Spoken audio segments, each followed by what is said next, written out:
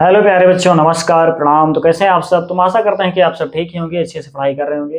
प्यारे बच्चों, आज के इस वीडियो में हम आप सभी को घात व घातांक के कुछ नियमों के बारे में बताएंगे।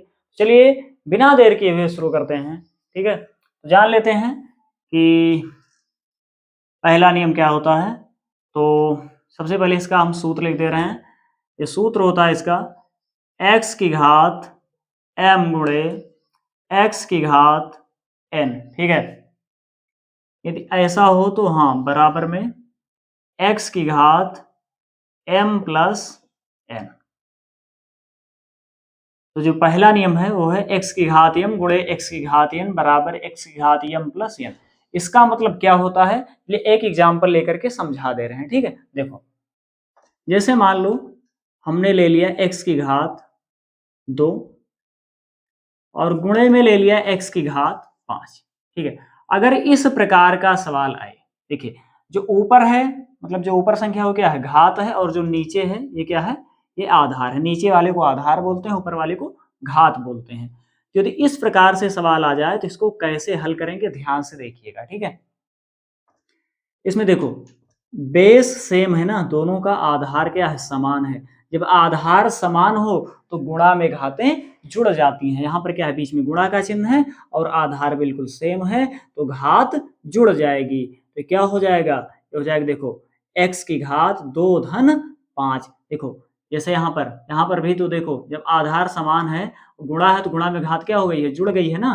घात मतलब देखो इसकी घात मान लो ये यम है और इसकी घात ये जो है यन है। ठीक है, तो यहाँ पर भी घात जुड़ी है यम प्लस यन, तो इसी प्रकार यहाँ भी घात जुड़ जाएगी। ठीक है, जब आधार समान है तो घात जुड़ जाएगी। तो इसकी घात 2 है धन और इसकी घात क्या है, 5 है। तो जब 2 में 5 जोड़ेंगे तो कितना हो जाएगा, 5 2 7, x की घात 7। यही हो जाएगा आंसर। चलिए इस नियम से संबंधित एक एग्जाम्पल और देख लीजिए ताकि अच्छे से समझ में आ जाए। ठीक है, देखिए दूसरा एग्जाम्पल देख लो इसमें का।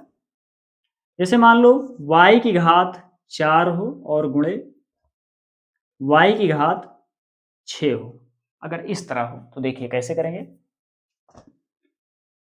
सिंपल सी बात है, जब आधार सेम हो तो गुणा में क्या होता है, घातें जुड़ जाती हैं। तो देखिए आधार समान है और यहाँ गुणा का चिन्ह है मध्य में, तो घातें जुड़ जाएंगी। तो y की घात हो जाएगी देखिए 4 और धन ये 6। ठीक है, जब 4 में 6 जोड़ेंगे कितना हो जाएगा, 10, y की घात 10। यही आ गया आंसर।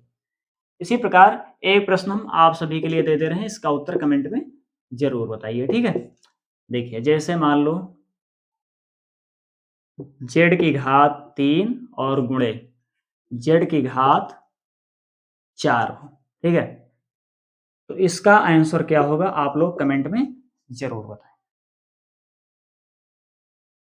तो प्यारे बच्चों, उम्मीद करता हूं कि ये पहला नियम आपके समझ में अच्छे से आ गया होगा।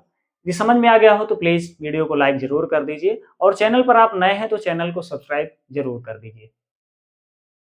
चलिए इसे नोट कर लो, उसके बाद नियम नंबर 2 बताएं।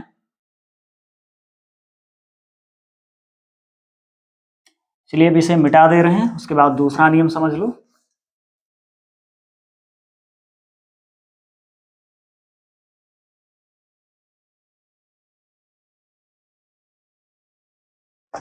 देखिए दूसरा नियम क्या होता है, इसका पहले सूत्र लिख दे रहे हैं। x की घात m बटा x की घात n बराबर होता है x की घात m माइनस n। ये सूत्र होता है। ठीक है, चलिए एक एग्जाम्पल के माध्यम से समझा दे रहे हैं ताकि अच्छे से समझ में आ जाए। देखो ध्यान से, जैसे मान लो x की घात 5 हो और इस तरह से लिखा हो x की घात 3 हो लिखा। ठीक है, तो इसको हल कैसे करेंगे ध्यान से देखिएगा। जब भी इस तरह से भाग में हो, मतलब x की घात 5 उसके बाद भाग हो बटा हो ना, और x की घात 3 हो, तो इसको कैसे हल करेंगे देखिएगा ध्यान से। यहाँ पर क्या किया गया है, देखो x की घात m बटा x की घात n। तो जो n है ये ऊपर पावर जब ले जाएंगे इसको तो क्या होगा, ये प्लस है तो ऊपर जाएगी तो माइनस में हो जाएगी। ठीक है, अगर दोनों का जो है आधार सेम है तो ऊपर ही पावर जब जाएगी तो क्या हो जाएगी, घट जाएगी, माइनस में हो जाएगी। ठीक है, तो देखिए x की घात 5 ही है ऊपर, और जब x की घात 3 को जब ऊपर ले जाएंगे तो घात जो प्लस में हो जाएगी माइनस में, ठीक है। जब ये प्लस में है तो माइनस में हो जाएगी, तो यहाँ पर लिख देंगे माइनस का 3, मतलब x की घात 5 माइनस 3, इस प्रकार से। जैसे यहाँ पर x की घात n जब ऊपर गया है तो इसमें से n क्या हो गया, घट गया है ना, जो पहले वाली जो ऊपर वाली जो घात है उसमें से नीचे वाली जो घात है घटा दिए है ना, तो उसी प्रकार यहाँ भी अब 5 में से 3 घटा देंगे। जब 5 में से 3 घटाएंगे तो क्या बचेगा, 2 बचेगा ना, तो x की घात 2, यही हो जाएगा आंसर। चलिए एक एग्जाम्पल और देख लीजिए ताकि अच्छे से समझ में आ जाए। जैसे मान लो p की घात 5 हो बटा में p की घात 4 हो, ठीक है। तो इसे कैसे हल करेंगे, ध्यान से देखिएगा। p की घात 5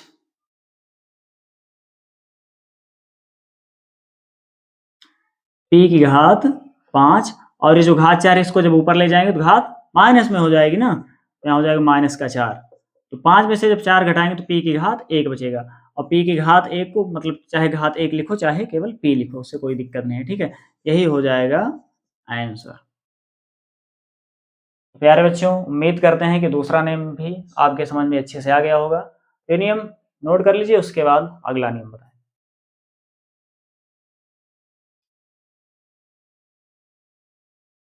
चलिए नियम नंबर 3 देख लीजिए।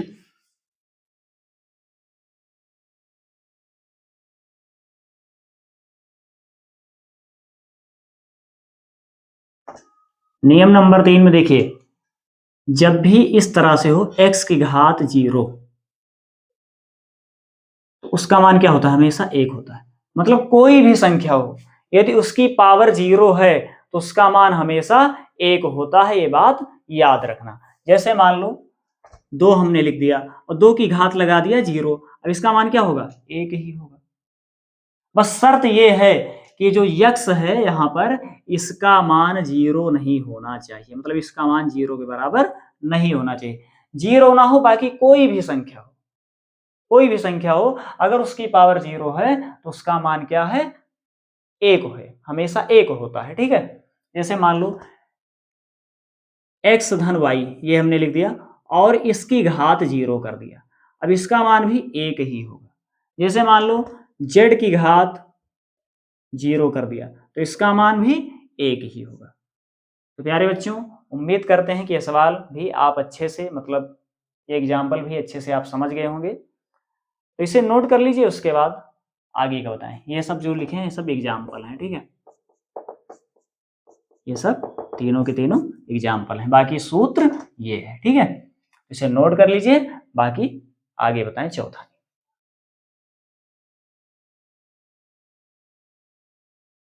चलिए इसे मिटा दे रहे हैं, उसके बाद चौथा नियम समझ लीजिए।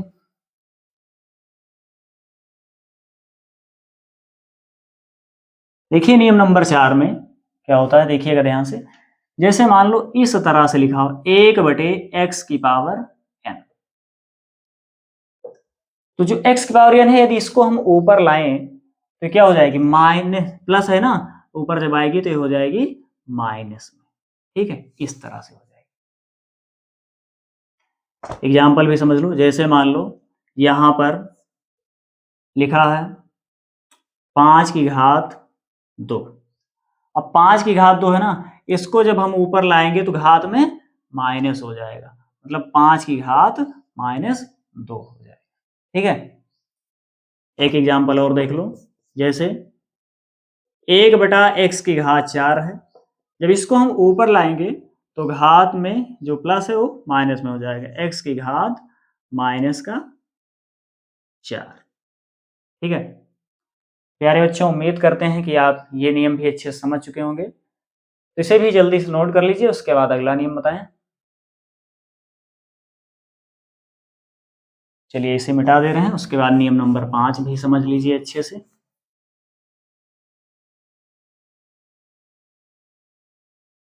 देखिए नियम नंबर 5 में जैसे मान लो x की पावर m और इसके ऊपर भी पावर लगी हो, ऐसे ब्रैकेट के बाहर भी, मतलब इसमें डबल पावर लगी हो, ठीक है।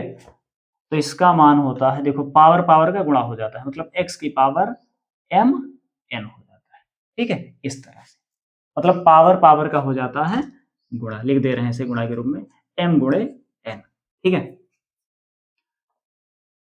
तो चलिए इससे रिलेटेड भी एग्जाम्पल देख लीजिए ताकि समझ में अच्छे से आ जाए। जैसे मान लो x की घात 2 है और इसमें एक घात और लगा दो, चलो 5 लगा दो घात ऊपर, मतलब डबल घात लगा दो। तो इसको जब हल करेंगे तो घात घात का गुणा हो जाता है, ठीक है। तो देखो 2 पंचे 10, मतलब x की घात क्या हो जाएगा, 10 हो जाएगा। इस प्रकार से लिखेंगे, जैसे देखो मतलब एक ही संख्या पर दो घात लगी है, डबल घात लगी है। पहले देखो घात 2 है, उसके बाद ब्रैकेट बंद है, उसके बाद एक घात और लगी है ना, तो घात घात का गुणा हो जाएगा ना इस सूत्र के अनुसार। देखो x की घात क्या है, 2 है, और गुणे एक घात और लगी है, जो घात है उसका गुणा कर दो। घात क्या है, 5 है, 2 गुणे 5, तो x की घात क्या हो जाएगा, 2 पंचे 10, यही हो जाएगा आंसर। इसी प्रकार देखिए ये एक प्रश्न आपके लिए दे रहे हैं, आप लोगों के लिए, इसका उत्तर कमेंट में बताइएगा, ठीक है। जैसे देखो x की घात 2 और घात 1 लगा दे रहे हैं 6, ठीक है। तो इस प्रश्न का उत्तर आप लोग कमेंट में जरूर बताएं।